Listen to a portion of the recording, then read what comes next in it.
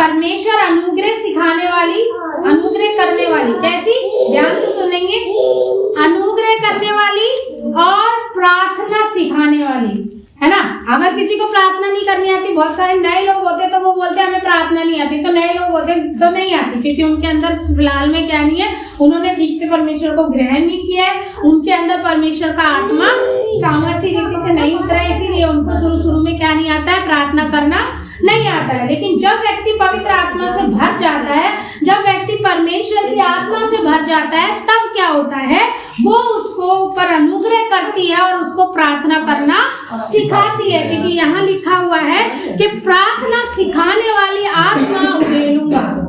तब हम क्या एहसास कर पाएंगे पता है, जब शास्त्री और फरीसियों ने यीशु मसीह को क्रूस पर चढ़ाया तो वो शारीरिक थे, उनके अंदर परमेश्वर के आत्मा का कोई भी वो नहीं था, जिसकी वजह से उन्होंने क्या करा, उन्होंने यीशु मसीह को क्रूस पर चढ़ा दिया।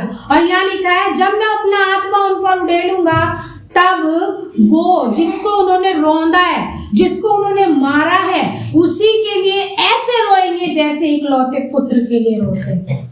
आज हम यीशु मसीह के देखते हैं कि उसने हमारे लिए क्रूस उठाया, उसने हमारे लिए वो मारा गया, गाड़ा गया, तब हम क्या करते हैं, आंसुओं से भर जाते हैं, हम रोते हैं। क्यों? क्योंकि उस समय में पवित्र आत्मा हमारे जीवन में नहीं था, लेकिन आज हम पवित्र आत्मा के द्वारा एहसास कर पाते हैं कि कितना बड़ा बलिदान यीशु मसीह ने हमारे लिए किया है।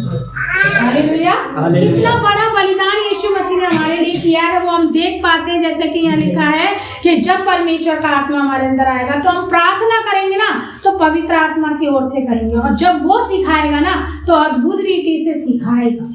तो परमेश्वर से हमें मांगना है, परमेश्वर से हमें प्रार्थना करनी है कि प्रभु आप हमें सिखाइए, प्रार्थना करना सिखाइए, हम पर अनुग्रह कीजिए कि हम तुझसे प्रार्थना करें और इस रीति से करें कि हम तेरी महिमा से भर जाएं।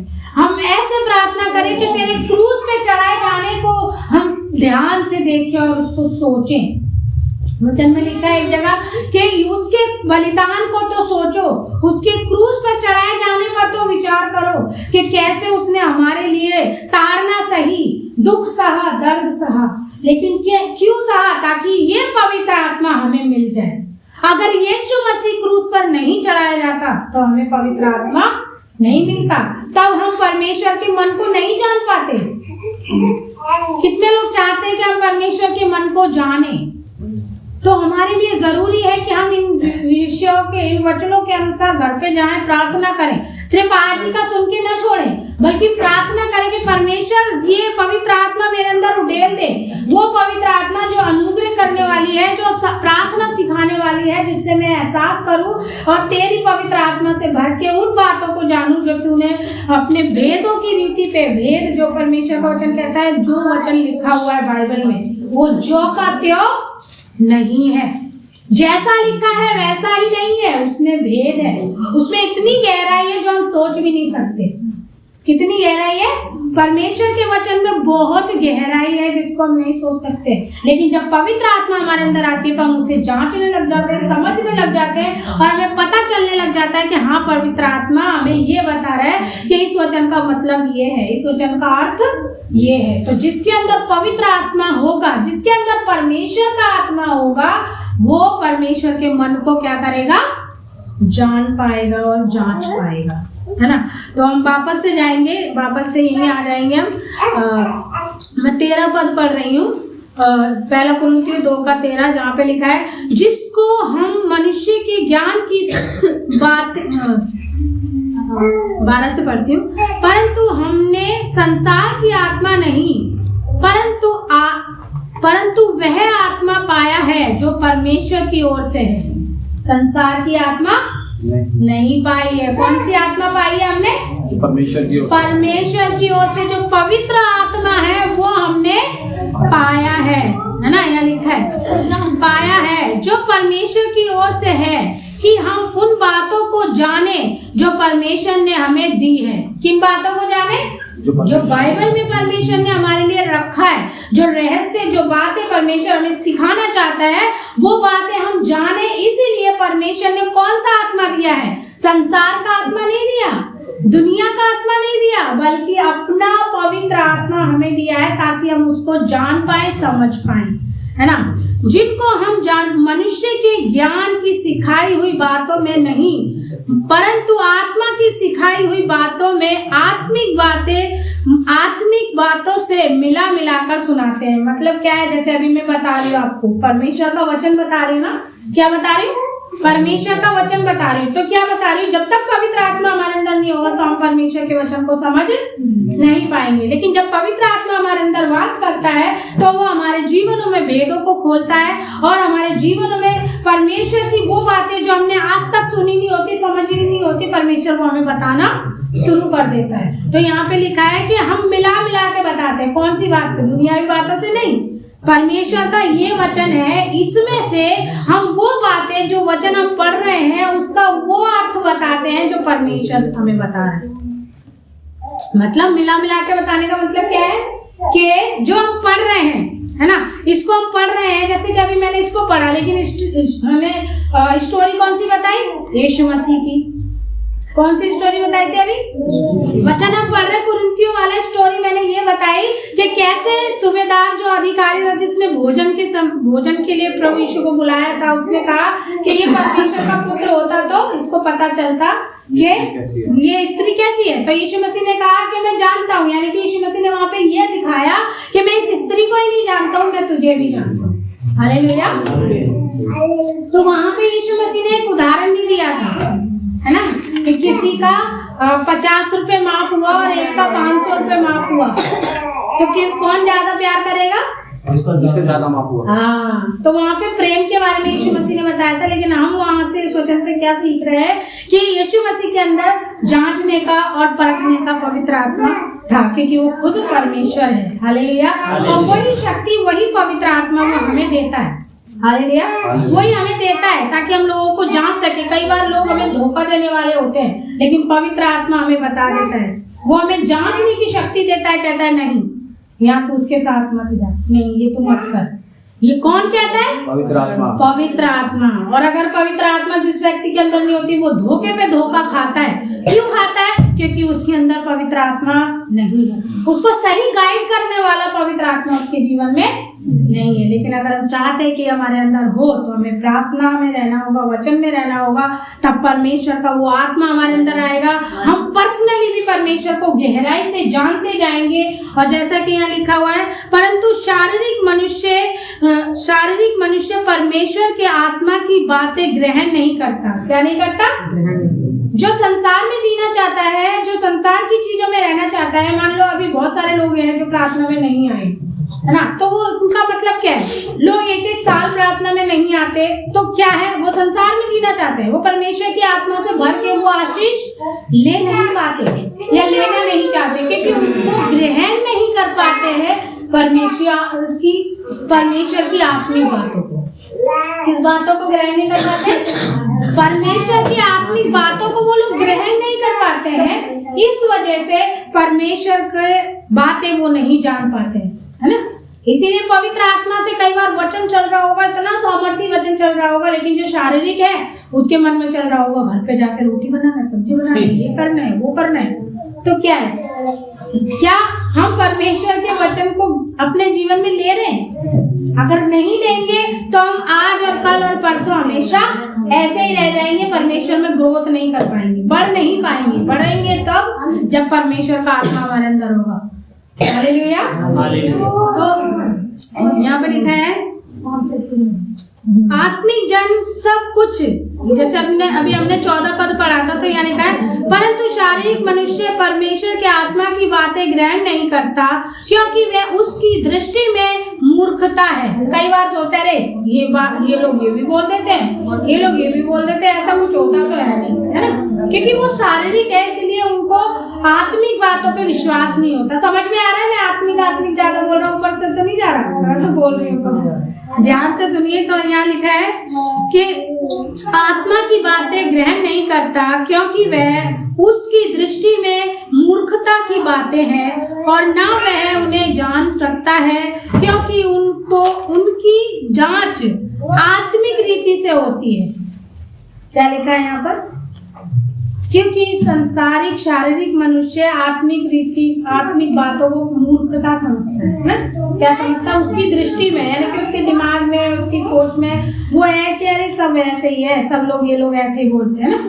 लेकिन जो आत्मिक है, जो परमेश्वर का चुना हुआ, जो परमेश्वर के लिए जीना चाहता है, वो इस चीज को समझेगा कि हाँ, ये वचन मेरे लिए बहुत जरूरी है, ये वचन के अनुसार मुझे चलना बहुत जरूरी है, इस वचन को मुझे याद रखना बहुत जरूरी है। जो ऐसा सोचेगा वो आत्मिक रीति से परमेश्वर की बातों को याद रखेगा और समझेगा, है ना।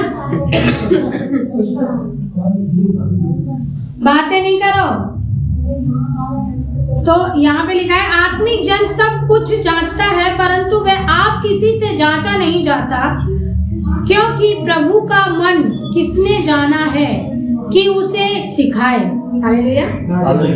कितनी बड़ी बात लिखी है यहाँ पर, कितनी बड़ी बात परमेश्वर यहाँ पे कह रहा है कि आत्मिक जन सब कुछ जान सकता है, लेकिन वो किसी से जांचा नहीं जाता, किसी से वो जांचा नहीं जाता है। वो सब कुछ जांच लेता है, समझ लेता है, परख लेता है, लेकिन वो किसी से भी जांचा नहीं जाता, क्योंकि मन परमेश्वर का कोई भी परख नहीं सकता। लेकिन जो आत्मिक व्यक्ति है वो परमेश्वर के मन की बातों को जानता है। वो जानता है कि मेरा परमेश्वर मेरे जीवन से क्या चाहता है। परमेश्वर का मन जिसके पास है, जिसके अंदर परमेश्वर की आत्मा है, पवित्र आत्मा है, तो वो क्या करता है? परमेश्वर के मन को जानता है। और यहाँ लिखा है कि अगर शारीरिक मनुष्य है, संसारिक मनुष्य है, तो वो ना परमेश्वर के मन को जान सकता है, ना वो किसी व्यक्ति को जांच सकता है। हालेलुया। तो हमें कैसा व्यक्ति बनना है? कैसा बनना है हमें? आत्मिक। तो हमें प्रार्थना करनी है आज से इस वचन के अनुसार कि परमेश्वर हमें क्या बनाए? आत्मिक बनाए, अपने आत्मा से भरे, ताकि हम परमेश्वर के उन बातों को जान सके, समझ सके, जो परमेश्वर हमें क्या करना चाहता है? सिखाना चाहता है। हालेलुया। हम एक वचन और निकालेंगे, यशाया की पुस्तक उसका 11:2। यहाँ लिखा है, यहोवा का आत्मा बुद्धि और समझ का आत्मा, युक्ति और पराक्रम का आत्मा और ज्ञान और यहोवा के भय का आत्मा मुझ पर ठहरा है। मैंने मुझ पर बोला है, लेकिन उसमें लिखा है तुझ पर, है ना। तो हम क्या बोलेंगे? इस वचन को लेके सभी को प्रार्थना करना है। क्या करना है? इस वचन को लेके सभी को प्रार्थना करना है। यशाया 11:2 में लिखा है, यहोवा का आत्मा बुद्धि और समझ का आत्मा। सभी लोग बोलेंगे मेरे पीछे पीछे, यहोवा का आत्मा बुद्धि और समझ का आत्मा, युक्ति और पराक्रम का आत्मा और ज्ञान और यहोवा के भय का आत्मा मुझ पर ठहरा रहे। हालेलुया। परमेश्वर चाहता है कि हमारे अंदर परमेश्वर का आत्मा ठहरा रहे, परमेश्वर का आत्मा हमारे अंदर वास करे, क्योंकि परमेश्वर के वचन में लिखा है, यीशु मसीह ने बोला, मैं तुम में चला फिरा करूंगा। किसमें? यीशु मसीह हम में रहना चाहता है, वास करना चाहता है, चलना फिरना चाहता है ना। एक पास्टर ने एक बात बोली थी, और जो इस वचन में बिल्कुल सटीक बैठती है, कि यीशु मसीह ने जब लोगों को बनाया छठवें दिन, क्या बनाया? जब यीशु मसीह ने छठे दिन लोगों को बनाया, इधर ध्यान देंगे, जब यीशु मसीह ने लोगों को छठे दिन बनाया ना, तब वो किसको बना रहा था? दुनियावी जो जगह बनाई थी प्रभु यीशु परमेश्वर ने किसके लिए बनाई थी? अदन की वाटिका हो गई, पूरी दुनिया हो गई, सब कुछ अच्छी अच्छी चीजें परमेश्वर ने बनाई थी। किसके लिए बनाई थी? ना, मनुष्य के लिए। लेकिन मनुष्य को किसके लिए बनाया है? परमेश्वर के लिए। हाँ, किसके लिए? परमेश्वर के लिए, अपने लिए। मनुष्य को परमेश्वर ने किसके लिए बनाया है? अपने रहने के लिए। क्योंकि हम अगर यशाया की पुस्तक पढ़ेंगे तो वहाँ लिखा है, परमेश्वर मनुष्य के बनाए हुए हाथों की वस्तुओं में नहीं रहता, इस बिल्डिंग में, बड़ी बिल्डिंग में, छोटी बिल्डिंग में नहीं रहता, बल्कि वो कहाँ रहता है? मनुष्य के अंदर रहता है, क्योंकि उसने जो अपने हाथ से बनाया है उसमें रहता है। लोगों के बनाए हुए वस्तुओं में, लोगों के बनाए हुए बिल्डिंगों में परमेश्वर नहीं रहता। हालेलुया। और वो कौन है? हम उसका मंदिर है, जिसमें वो रहता है। तो यहाँ पर भी वही लिखा है कि परमेश्वर अपना वो आत्मा किसमें रखना चाहता है? अपने मंदिर में। और कौन सा मंदिर है वो? कौन है? हम है। परमेश्वर का मंदिर कौन है? हम हैं। तो परमेश्वर हमारे अंदर रहना चाहता है, बसना चाहता है, तो बहुत जरूरी है कि हम परमेश्वर के मंदिर बने, परमेश्वर में बने रहें। हालेलुया। तो सभी लोग इस वचन से आज के बाद प्रार्थना करें। यशाया 11:2 और पहला कुरिन्थियों जो लिखा है, पहला कुरिन्थियों जैसे अभी हमने पढ़ा था उसका 2:11 से हम आगे 16 तक मैंने पढ़ा था, और एक वचन और पढ़ेंगे, फिर उसके बाद हम खत्म करेंगे। कुरिन्थियों में ही जाएंगे वापस से।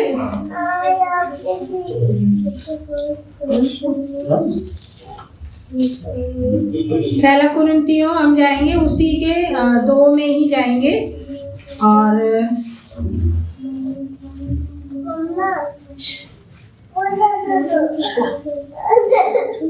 हाँ, तो हम ये पढ़ेंगे। मैं यहाँ से पढ़ती हूँ, जैसे कि अभी मैंने आंटी जी से पढ़वाया था। 6 में इसे लिखा है, फिर भी सिद्ध लोगों में हम ज्ञान सुनाते हैं, परंतु इस संसार का और इस संसार के नाश होने वाले हाकिमों का ज्ञान नहीं। हालेलुया। जैसे कि अभी हमने क्या सीखा था, परमेश्वर का आत्मा, इस संसार का आत्मा हमें नहीं है, बल्कि कौन सा आत्मा है? परमेश्वर का आत्मा हमारे अंदर है, संसार का आत्मा हमारे अंदर नहीं है। जैसे मैं एक बार और पढ़ देती हूँ आप लोगों के लिए। यहाँ लिखा है, परंतु हमने संसार की आत्मा नहीं, हमने संसार की आत्मा नहीं पाई है, बल्कि किसकी आत्मा पाई है? परमेश्वर की आत्मा पाई है ना। अगर नहीं पाई है तो अब तक जिसके पास नहीं है, तो परमेश्वर से प्रार्थना करना है वचनों के द्वारा, और जिसने पाई है उसको उसमें और बढ़ना है। हालेलुया। तो यहाँ पे लिखा है कि फिर भी सिद्ध लोगों में, किन लोगों में? जो अपने आप को बहुत सिद्ध समझते हैं, जो अपने आप को बहुत कुछ समझते, ज्ञानवान समझते, बुद्धिमान समझते, उनको हम सिखाते हैं। कौन सिखाता है? परमेश्वर के लोग, जो जिसके अंदर परमेश्वर का आत्मा है, उन लोगों को कौन सिखाता है? वो सिखाता है, यानी कि प्रेरित